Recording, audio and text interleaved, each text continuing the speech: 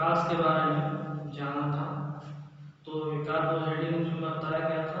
पहला हेडिंग बताया गया था कि प्रकाश क्या होता है। तो इसमें बताया गया था कि प्रकाश एक प्रकार की ऊर्जा है जो हमारे दृष्टि ज्ञान को क्या करता है, जागृत करता है। ठीक इसी प्रकार इसमें बताया गया था कि प्रदीप्त वस्तु में बताया गया था कि वे वस्तुएं जो प्रकाश का उत्सर्जन स्वतः करती हैं, उन वस्तुओं को प्रदीप्त वस्तुएं कहते हैं। जैसे सूर्य होगा, लालटेन होगा, आपका विद्युत बल्ब होगा, इसी प्रकार और भी वस्तुएं हैं। अब इसके बाद से बताया गया था आप लोगों को कि अदीप्त वस्तुओं में बताया गया था कि वे वस्तुएं जो प्रकाश का उत्सर्जन स्वतः नहीं करती हैं, उन वस्तुओं को अदीप्त वस्तुएं कहते हैं। जैसे आपका चंद्रमा हुआ, तो चंद्रमा जो होता है वो किसके प्रकाश से प्रकाशित होता है, तो सूर्य के प्रकाश से प्रकाशित होता है। और आपका पृथ्वी हो गया, बेंच हो गया, आदि इसी प्रकार अन्य भी वस्तुएं हैं। तो तमाम सारी वस्तुएं जो स्वतः प्रकाश उत्सर्जन नहीं करती हैं, उन वस्तुओं को क्या कहते हैं, अदीप्त वस्तुएं कहते हैं। अब इसमें आपको बताया गया था कि प्रकाशिक माध्यम, तो प्रकाशिक माध्यम में बताया गया था कि प्रकाश जिस मार्ग से गमन करता है यानी चलता है, उसको प्रकाशिक माध्यम कहा जाता है।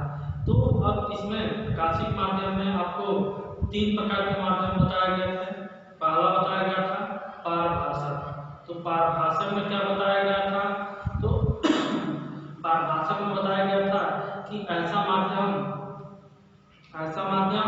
जिसमें प्रकाश का अधिकांश भाग क्या होगा, आर पार हो जाए। यानी कोई ऐसा माध्यम है जब प्रकाश अगर इधर से चलेगी तो उस तरफ क्या अधिकांश भाग निकल जाएगा। ऐसे माध्यम को हम क्या कहते हैं, पारदर्शक माध्यम कहते हैं।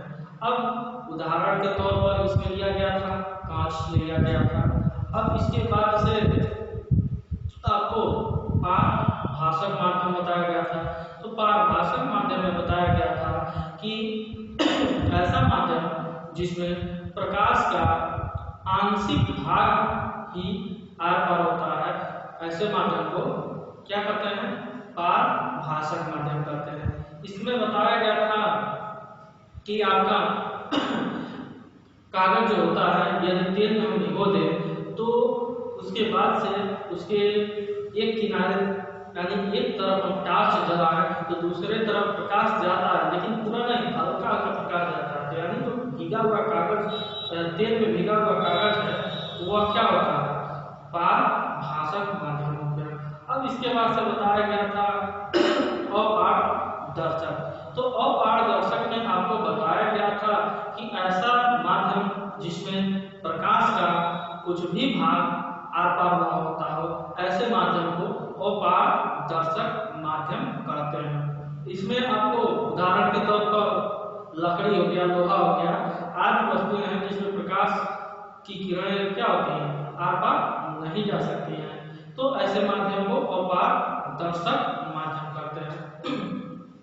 अब इसके बाद से आपको बताया गया था प्रकाश का परावर्तन। तो प्रकाश के परावर्तन में आपको बताया गया था कि जब कोई प्रकाश की किरण किसी माध्यम से चलती है और किसी अन्य माध्यम के तल से टकराकर पुनः उसी माध्यम में वापस लौट जाती है, लेकिन विपरीत दिशा में, तो यह जो आपका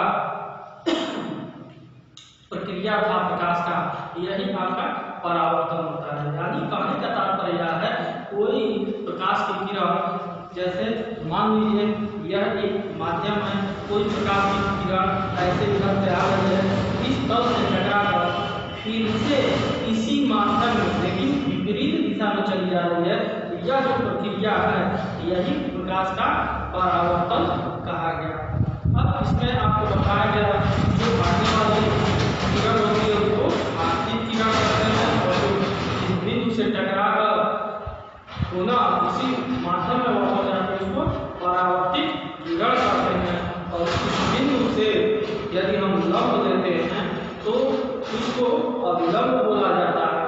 उसके बाद से आपको बताया गया था आपतन कोण। तो आपतन कोण के लिए बताया गया था कि जो आपतित किरण और अभिलंब के बीच जो बना कोण होता है उसको आपतन कोण कहते हैं। उसके बाद आपको बताया गया था परावर्तन कोण। तो परावर्तन कोण में बताया गया था कि अभिलंब और परावर्तित किरण के मध्य जो कोण बनता है उसको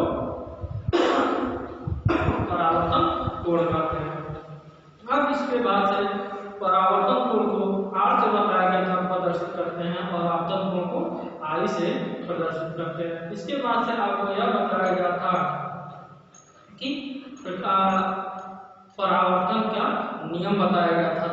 परावर्तन के नियम में दो प्रकार के नियम बताए गए थे। पहला नियम बताया गया था कि आपतित किरण अभिलंब और परावर्तित किरण तीनों एक ही दिशा में यानी एक ही तल में स्थित होते हैं। एक ही दिशा में एक ही तल में यानी आपको बताया गया था पहला नियम में कि आपतित किरण अभिलंब और परावर्तित किरण तीनों एक ही तल में स्थित होते हैं। उसके बाद से आपको बताया गया था कि दूसरा नियम है कि आपतन कोण और परावर्तन कोण दोनों क्या होते हैं, बराबर होते हैं, यानी कोण I बराबर कोण R। अब इसके बाद से आपको बताना था दर्पण के बारे में। तो आज आपको हम दर्पण के बारे में पढ़ाएंगे। तो चलिए आप स्टार्ट करते हैं। दर्पण क्या होता है? तो दर्पण क्या होता है? तो दर्पण को जानने के लिए सबसे पहले कोई एक पारदर्शक माध्यम होती है। तो दर्पण से आपको तात्पर्य होगा ही होगा कि सभी लोग आप सुबह जग कर या कहीं तैयारी करते हैं तो सबसे पहले क्या आपके घर में एक शीशा जिसको कहते हैं चेहरा जिसमें देखते हैं वह भी एक प्रकार का दर्पण ही है। तो वही आपका एक साधारण रूप से दर्पण है। अब उसमें आपको हुआ कैसे होता है, दर्पण क्या होता है इसके बारे में जानना है। तो सबसे पहले आप दर्पण देखा होगा तो दर्पण लिए होंगे तो देखते होंगे कि एक तल मतलब एक वाला थोड़ा चमकता होगा। अब कभी कभी आपका कोई भी दर्पण या शीशा जब टूट गया होगा तो आपने देखा होगा कि उसके दूसरे वाले भाग पर भूरा कलर का कोई पेंट की तरह लगाया गया है। तो यानी करने का तात्पर्य है जो आपका दर्पण होता है सबसे पहले वह क्या होता है, पारदर्शक माध्यम होता है। कोई एक पारदर्शक माध्यम होगा तो उसमें दो तल होंगे, एक तल यह हो गया और एक तल यानी दो पृष्ठ हो जाएंगे, एक पृष्ठ यह एक पृष्ठ यह। तो किसी एक पृष्ठ पर इधर या फिर इधर किसी एक पृष्ठ पर यदि हम चमकीला वाला जो भाग होता है वह चांदी या फिर पारे का पेंट होता है, यानी तो किसी एक भाग पर सबसे पहले चांदी या पारे का पॉलिश करने के बाद से उसी के ऊपर आयरन ऑक्साइड का क्या करते हैं, पेंट करते हैं। जो भूरा वाला होता है वो आयरन ऑक्साइड होता है, यानी जो आयरन ऑक्साइड करने का तात्पर्य होता है। जैसे आप लोहा देखे होंगे तो उसमें साधारण रूप से जो मूर्छा कहा जाता है, मूर्छा यानी जंग लगना जो होता है वही आयरन ऑक्साइड होता है, तो उसी का पेंट लगा दिया जाता है। अब आपको इसके बाद से तो जो यह आपका तैयार किया आपने तो देखेंगे कि जब हम एक तरफ चांदी अथवा पारे का पॉलिश करने के बाद से उसके ऊपर आयरन ऑक्साइड का पेंट लगा देते हैं तो देखते हैं कि जो दूसरा वाला भाग है वह क्या होता है, चमकीला हो जाता है, यानी दूसरा वाला भाग चमकीला हो जाता है। तो इसमें हम अपना चेहरा देख सकते हैं। तो यानी यह जो प्रकार का जो आपने तैयार किया उसी को हम क्या करते हैं, दर्पण करते हैं। यानी जो यह एक प्रकार का यंत्र कह सकते हैं या फिर सामान या फिर जो भी है आपने यह तैयार किया है यही एक प्रकार का क्या हो गया, दर्पण हो गया। यानी कहने का तात्पर्य है कोई भी पारदर्शक माध्यम ले लें और उसके एक भाग पर चांदी अथवा पारे का पॉलिश करके उसके ऊपर यदि हम आयरन ऑक्साइड का पेंट कर देते हैं तो दूसरा वाला भाग क्या हो जाता है, चमकदार हो जाता है। तो यह जो उपकरण आपका तैयार हुआ यही उपकरण दर्पण कहा जाता है। तो मौखिक रूप में आपको दर्पण साधारण रूप में दर्पण पेपर पर जो प्रदर्शित किया जाता है वह यह होता है दर्पण, और यह समतल दर्पण है। इस दर्पण का नाम समतल दर्पण है। यह आप देख रहे हैं, यह कलई बोला जाता है, यानी पेंट जो आपने लगाया है एक भाग पर उसी का यह संकेत है, और यह दूसरा वाला भाग चमकीला होता है। तो चलिए दर्पण जानते हैं कितने प्रकार का होता है। तो सबसे पहले दर्पण में जानेंगे, दर्पण दो प्रकार का होता है। पहला समतल दर्पण, समतल,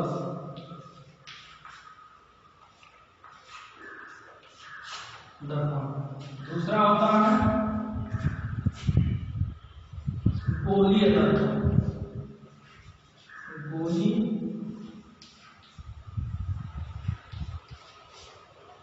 दूसरा गोलीय दर्पण।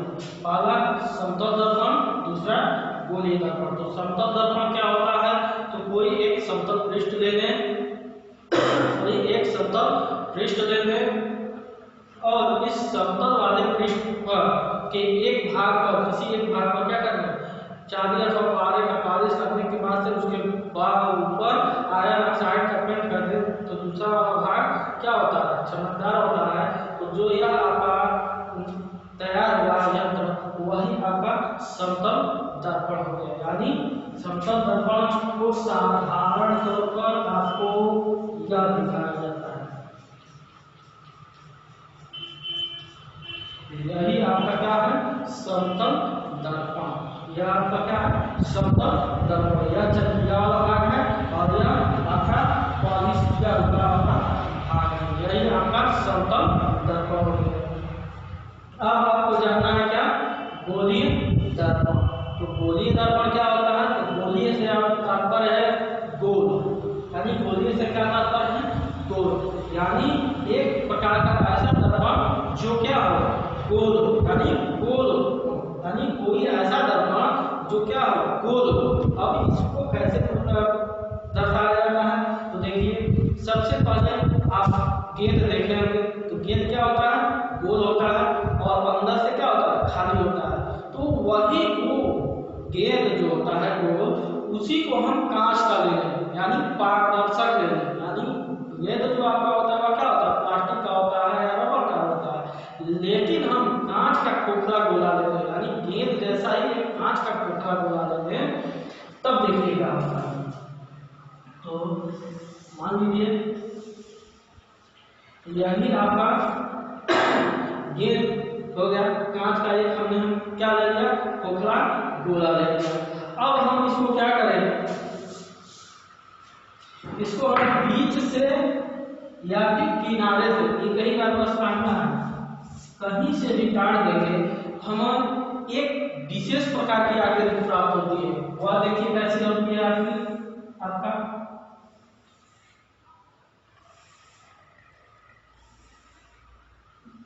ऐसे ही आपका दो भाग प्राप्त होता है, यही विशेष प्रकार की आकृति आपको प्राप्त होती है।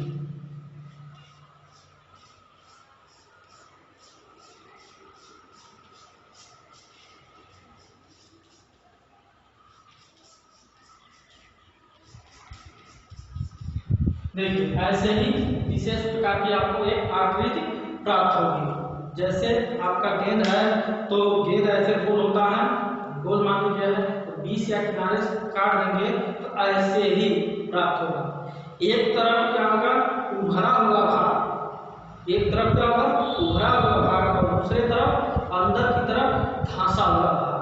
तो यह आपका विशेष आकृति प्राप्त हुआ। एक तरफ क्या होगा, उभरा हुआ भाग, दूसरे तरफ अंदर की तरफ धंसा हुआ भाग। अब इसी को गोलीय दर्पण हमको बनाना है। अभी तो गोलीय दर्पण नहीं हुआ, अभी तो आपको यह विशेष आकृति प्राप्त हुआ। और कैसा, तो यह पारदर्शक आकृति है, जो एक तरफ क्या है, उभरा हुआ है, दूसरे तरफ अंदर की तरफ धंसा हुआ भाग है। अब इसके बाद से हम इस दोनों वाले भाग में से किसी एक भाग पर, या तो उभरे हुए भाग पर या फिर अंदर की तरफ धंसे हुए वाले भाग पर, यदि हम चांदी अथवा पारे का पालिश करने के बाद से उसके ऊपर यदि हम आयरन ऑक्साइड का पेंट कर दें तो क्या होता है, एक प्रकार का यह दर्पण तैयार हो गया। या कौन सा दर्पण, तो गोलीय दर्पण। अब देखिए कैसे,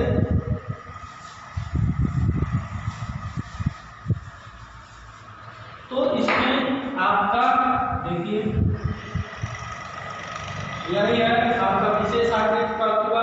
अब यदि हम इसमें ऊपर के भाग पर पालिश करने के बाद आ गए, यानी क्या चांदी या फिर पारे का पालिश करने के बाद से आयरन ऑक्साइड का पेंट कर देते हैं, तो यह भाग क्या होगा, अंदर की तरफ होता हुआ भाग चमकदार होगा। तो यह भी एक प्रकार का जो आपने यह भी एक प्रकार का दर्पण है। कौन सा दर्पण है, तो गोलीय दर्पण है।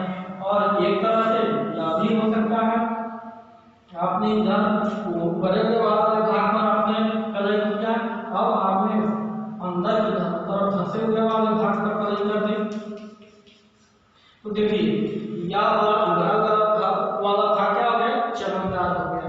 तो यह भी एक प्रकार का गोलीय दर्पण है।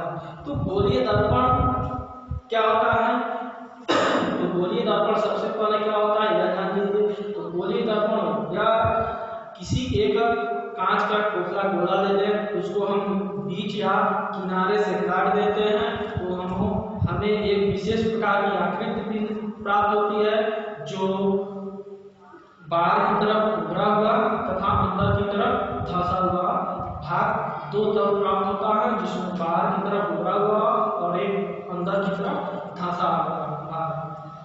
अब इसके बाद से यदि हम किसी एक तल पर, या तो उभरे हुए तल पर या फिर अंदर की तरफ धंसे हुए तल पर चांदी अथवा पारे का पालिश करने के बाद से उसके ऊपर आयरन ऑक्साइड का पेंट कर देते हैं, तो दूसरा वाला भाग क्या होता है, चमकदार हो जाता है। तो यह जो आपने प्रतिक्रिया किया, यह जो आपने यंत्र तैयार किया, वह एक प्रकार का क्या हो गया, गोलीय दर्पण हो गया। अब इसके बाद से गोलीय दर्पण के दो भाग होते हैं। पहला भाग क्या होता है, तो देखिए इसमें गोलीय दर्पण के कितने भाग बताए गए, तो दो। पहला अवतल दर्पण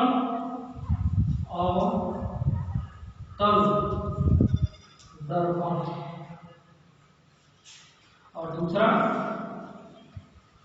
उत्तल दर्पण।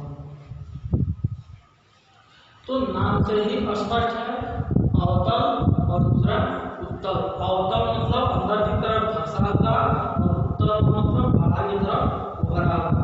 तो अभी आपने दर्पण के विषय में जाना था कि गोलीय दर्पण में दो तरह के तल प्राप्त हुए, तो सबसे पहले अवतल दर्पण के बारे में जान लीजिए। तो अवतल दर्पण क्या होता है, अवतल दर्पण में आपने जो दो भाग प्राप्त किए थे, विशेष प्रकार की जो आकृति आपकी ऐसे ही प्राप्त हुई थी, यही आपकी विशेष प्रकार की आकृति।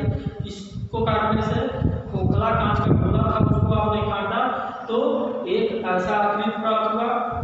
अब हमको अवतल दर्पण बनाना है, तो दर्पण अवतल दर्पण, दर्पण का मतलब जो चमकीला वाला भाग हुआ, और आपका अवतल मतलब आपका जो अंदर की तरफ धंसा हुआ है वह क्या होना चाहिए, चमकीला होना चाहिए। यानी अंदर की तरफ धंसे हुए भाग से प्रकाश का क्या होना चाहिए, परावर्तन होना चाहिए। यानी जब अंदर वाला भाग कैसे चमकीला होगा, जब हम बाहर की तरफ क्या करेंगे, पेंट लगा देंगे। यानी अवतल दर्पण तैयार करने के लिए हमको क्या करना पड़ेगा, बाहर की तरफ पेंट लगाना पड़ेगा। यानी सबसे पहले उभरे हुए वाले भाग पर हम क्या करें, चांदी अथवा पारे का पालिश करने के बाद से क्या उसके ऊपर आयरन ऑक्साइड पेंट कर देते हैं, तो क्या होता है, अंदर की तरफ धंसा हुआ वाला भाग क्या होता है, चमकीला हो जाता है। इसी को हम क्या कहते हैं, अवतल दर्पण कहते हैं। तो अवतल दर्पण को परिभाषा के तौर पर क्या कहा जा सकता है कि ऐसा गोलीय दर्पण जिसमें अवतल वाले भाग से प्रकाश का परावर्तन होता हो, ऐसे दर्पण को अवतल दर्पण कहते हैं। अब इसके बाद से आपको जानना है उत्तल दर्पण। तो उत्तल दर्पण में आपको साधारण रूप से वही प्रक्रिया, उत्तल वाला भाग क्या होना चाहिए, चमकदार होना चाहिए। तो चलिए देखते हैं उत्तल वाले भाग। तो सबसे पहले उत्तल वाला भाग चमकदार कब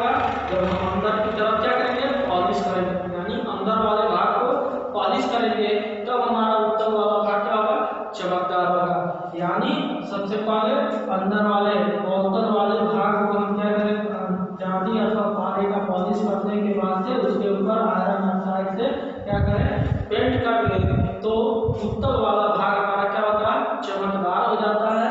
यानी यही आपका क्या हो गया, उत्तल दर्पण हो गया। यानी इसको परिभाषा के तौर पर बात करते हैं कि ऐसा दर्पण, ऐसा गोलीय दर्पण जो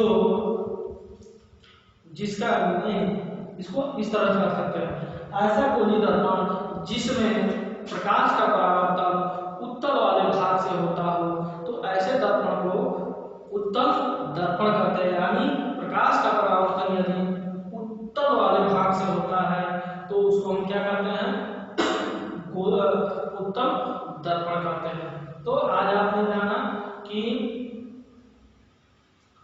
दर्पण के बारे में, आज आपने जाना दर्पण के बारे में। तो दर्पण क्या होता है, तो सबसे पहले दर्पण के बारे में जानना कि कोई एक पारदर्शक माध्यम हो और उस माध्यम में किसी एक तरफ पर हम क्या करें, पॉलिश कर दें। और पॉलिश किसका करना है, तो सबसे पहले चांदी अथवा पारे का पॉलिश करने के बाद से उसके ऊपर आयरन ऑक्साइड का पेंट कर देते हैं, तो एक भाग क्या होता है, चमकदार हो जाता है।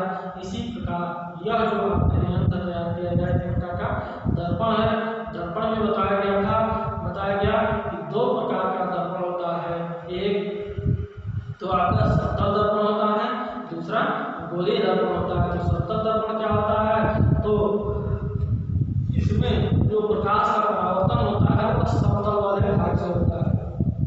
यह कैसे तैयार किया जाता है, तो सबसे पहले कोई एक पारदर्शक समतल पृष्ठ लेते हैं, उसके किसी एक पृष्ठ पर क्या करें, आयरन, सबसे पहले चांदी अथवा पारे का पॉलिश करने के बाद से उसके ऊपर आयरन ऑक्साइड का पेंट लगा देते हैं, तो दूसरा वाला पृष्ठ क्या हो जाता है, चमकदार हो जाता है।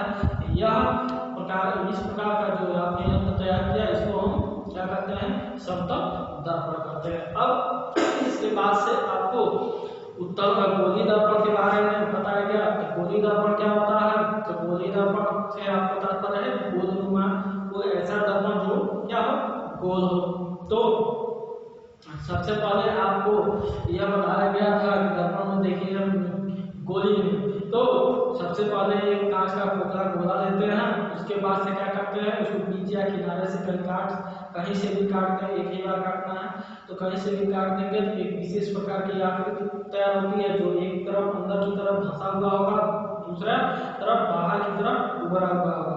तब अब इसके बाद से इसके किसी एक भाग पर हम चांदी अथवा पारे का पॉलिश करने के बाद से उसके ऊपर आयरन ऑक्साइड का यदि हम पेंट कर देते हैं, तो आयरन ऑक्साइड का पेंट कर देंगे तो एक भाग का चमकदार हो जाएगा।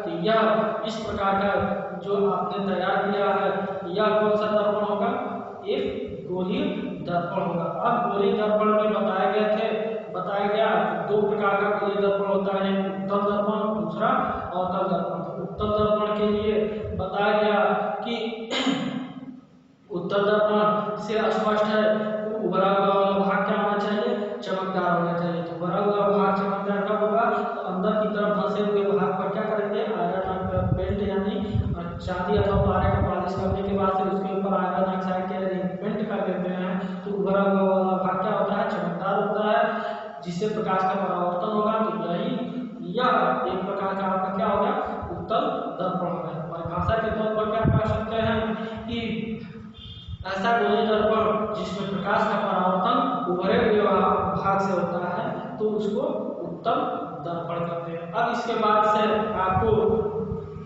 बताया गया कि अवतल दर्पण, तो अवतल दर्पण से स्पष्ट है कि अवतल वाले भाग से क्या होना चाहिए, प्रकाश का परावर्तन होना चाहिए। तो अवतल वाले भाग से प्रकाश का परावर्तन कब होगा, जब क्या होगा, उत्तल वाला भाग क्या होगा, चमकदार होगा। तो सबसे पहले हम क्या करेंगे, उत्तल वाले भाग को पॉलिश कर देंगे, तो अवतल वाला भाग क्या होगा, चमकदार हो जाएगा। यानी इस प्रकार का जो दर्पण आपने तैयार किया वही उत्तल नहीं अवतल दर्पण हो जाएगा। अब इसके बाद से परिभाषा के तौर पर क्या कह सकते हैं कि ऐसा गोलीय दर्पण जिसमें प्रकाश का परावर्तन अवतल वाले भाग से होता हो, तो ऐसे दर्पण को हम क्या करते हैं, अवतल दर्पण करते हैं। ठीक है, अब आपने दर्पण के बारे में जान चुका और इससे अगले वीडियो में आपको बताया जाएगा कि इससे रिलेटेड कुछ परिभाषाएं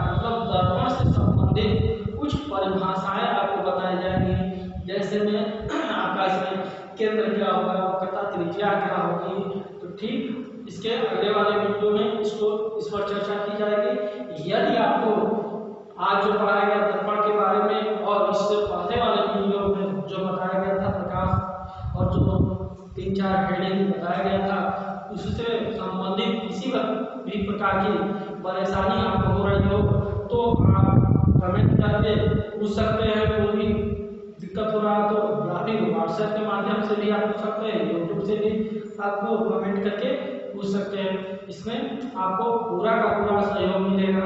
ऑनलाइन क्लास जो चल रहा है इसमें, ठीक है। तो नेक्स्ट वीडियो में मिलते हैं फिर इसी के साथ।